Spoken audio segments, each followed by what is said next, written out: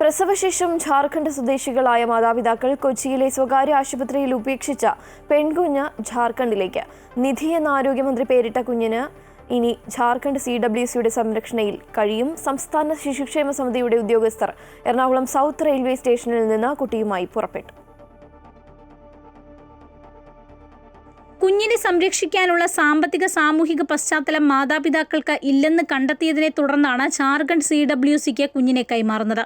Kerala CWC അധികൃതരും പോലീസും അടങ്ങിയ സംഘം എറണാകുളം സൗത്ത് റെയിൽവേ സ്റ്റേഷനിൽ നിന്ന് ആലപ്പുഴ ധൻബാദ് എക്സ്പ്രസിൽ നിധിയുമായി പുറപ്പെട്ടു. നിധിക്ക് 22 ദിവസം പ്രായമുള്ളപ്പോഴാണ് കൊച്ചിയിലെ സ്വകാര്യ ആശുപത്രിയിലെ ICUവിൽ ഉപേക്ഷിച്ച മാതാപിതാക്കൾ കടന്നുകളഞ്ഞത്.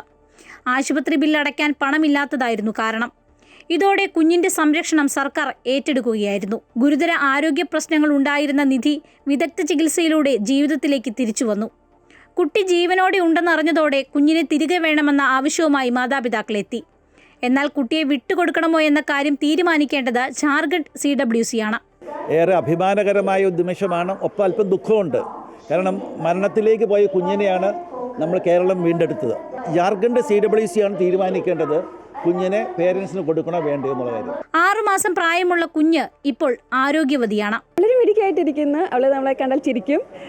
എല്ലാ നല്ല രീതിയിലുള്ള എല്ലാ ക്യാരക്ടറിസ്റ്റിക്സും അവളിലുണ്ട്.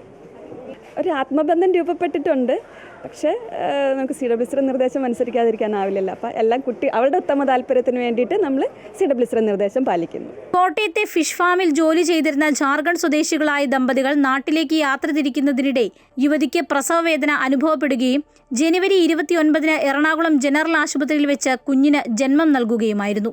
നിധിയെ അവളുടെ മാതാപിതാക്കൾക്ക് കൈമാറണമോ എന്ന കാര്യത്തിൽ തീരുമാനമെടുക്കേണ്ടത് ഝാർഖണ്ഡ് ശിശുക്ഷേമ സമിതിയാണ്. എന്തായാലും കേരളത്തിന്റെ സ്വന്തം കുഞ്ഞാണ് നിധി.